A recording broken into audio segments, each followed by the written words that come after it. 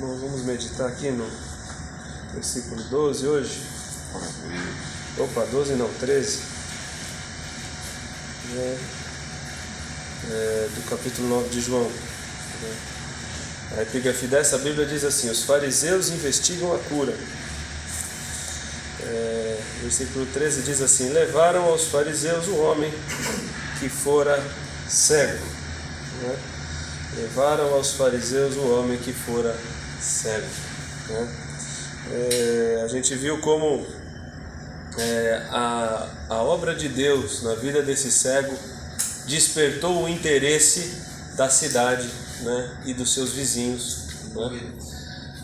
Como é de conhecimento nosso aqui, os mendigos, os cegos, os coxos, eles mendigavam à porta dos templos e ficavam pedindo, eram pessoas conhecidas por todos.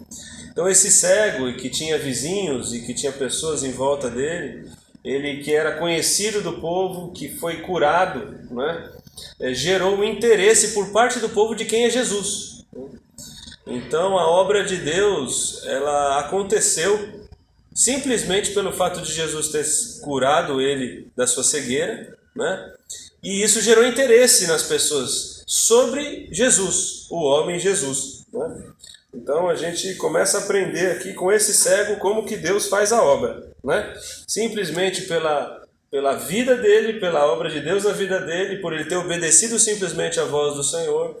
Então o nome de Jesus começa a ser conhecido e as pessoas querem conhecer esse Cristo que fez a obra na sua vida. E de uma maneira muito interessante, que a gente viu também, é que esse cego ele não sabia quem era Jesus. E ele também não procurou saber. Então ele não sabia quem era Jesus, ele não procurou saber quem era Jesus, e quando perguntaram para ele quem é quem te curou e onde ele está, ele falou: o homem Jesus me curou, mas onde ele está eu não sei. Então a gente vê aqui uma coisa interessante na vida desse cego. Ele foi curado, mas ele ainda não está salvo. É forte, hein? Ele foi curado, mas ele não sabe onde está Jesus. Ele foi curado, mas simplesmente ele voltou vendo e não foi atrás de Jesus. Não quis saber quem ele é, se ele perdoa o pecado ou não. Isso não era de interesse do cego até esse momento. E olha só como os fariseus ajudam a nossa vida, meus irmãos. Os fariseus, eles são pedagógicos. Eles nos ajudam. Por quê? Porque como o homem não sabia onde estava Jesus e nem o que estava acontecendo direito, eles levaram ele. Aqui a gente começa a ver uma perseguição, Por quê? Não é que eles levaram, eles pegaram ele mesmo e falaram: agora então, peraí, você vai prestar conta. Tem um detalhe aqui que é o seguinte: todo milagre que acontecia no Antigo Testamento tinha que ser validado por um sacerdote, Então tinha que ter tinha análise para ser feita, tinha uma série de coisas. Então você vê que esse homem aqui realmente ele não está nem aí para ninguém, Ele não está nem aí para Jesus e para a lei também não. Ele não está nem aí para a lei. O que tinha que fazer, o que os estatutos diziam, o que a lei dizia, ele também não está nem aí. Ele estava lá curtindo a sua visão, tranquilo no seu milagre.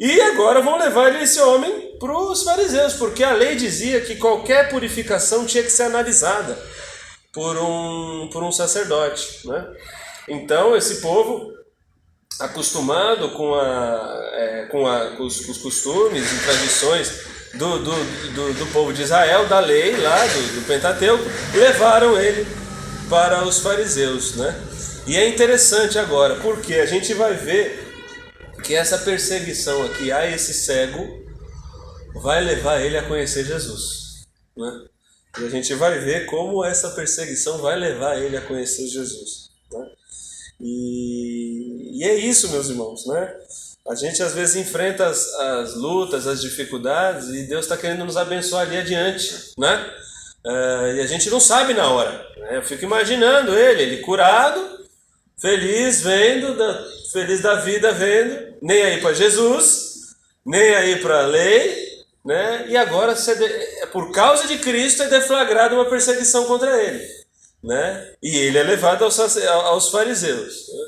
E agora a gente vai ver como essa prova que foi deflagrada contra o cego, levou ele a conhecer. Porque você vai ver, ele falava do homem Jesus. Depois ele vai falar do profeta Jesus. E no final ele vai falar o Senhor Jesus. O Senhor Jesus. Esse cego ele vai se converter. Ele vai se converter. Mas é isso.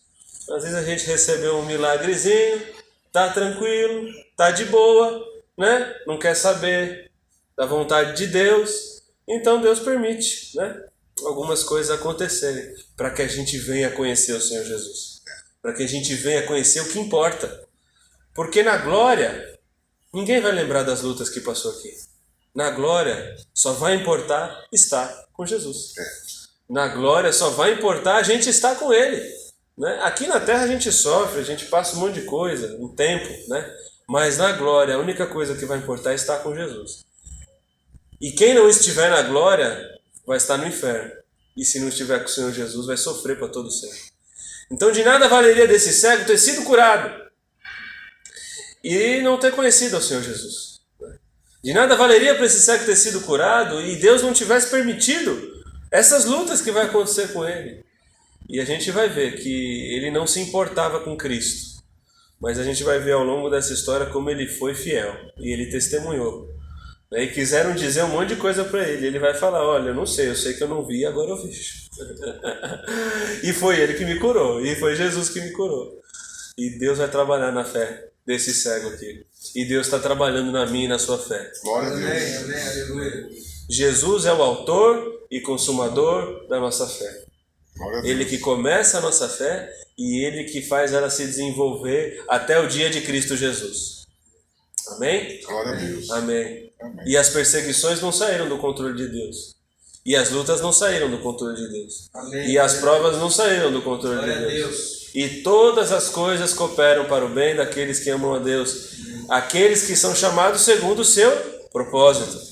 Amém. Então, se eu e você estamos vivendo o propósito de Deus, tudo coopera para o bem. Amém. Glória a Deus. Se eu e você estamos no propósito de Deus, não há o que temer. Peguei a minha. Se eu e você está vivendo o propósito de Deus, Aleluia. tudo coopera para o bem. Amém. E essa é a razão da nossa esperança. Glória a Essa é a razão da nossa força. Glória a Essa é a Deus. razão da nossa alegria. Obrigado, Jesus. Essa é a razão da gente estar firme. Não que tudo vai bem, É. mas que nós temos um Deus Aleluia. que faz tudo cooperar para o nosso Amém. bem. Glória a Deus. Se nós estamos no seu propósito. Se o nosso propósito é estar igual o cego lá, fazendo o que ele manda. Só o que ele manda e mais nada. Mais Glória a nada. Deus. Só isso. Está dentro da vontade de Deus, fazendo o que ele manda. E por isso é importante a gente se certificar que a gente está fazendo o que ele manda. Né? Fazendo o que Cristo manda. Isso é importante, né? Não, a gente não pode ter uma vida toda bagunçada e depois também querer que tudo coopere para o nosso bem, né? Não é assim, né? Também, né? Não é assim que funciona, né? Nós precisamos estar fazendo o que Deus, né? Na nossa intimidade com Deus, a gente tem que saber o que Deus requer da nossa vida. Amém. E estar no caminho de Deus, né? É isso, né? E permanecer nele. E permanecer nele. E não sair dele. E ficar nele. E as provas vêm para nos tirar desse caminho, né? Mas a gente... Ou ela vem para nos tirar desse caminho, ou para nos levar para esse caminho. Então, meu filho, você está abençoado. De qualquer jeito, você está abençoado. Amém? Amém.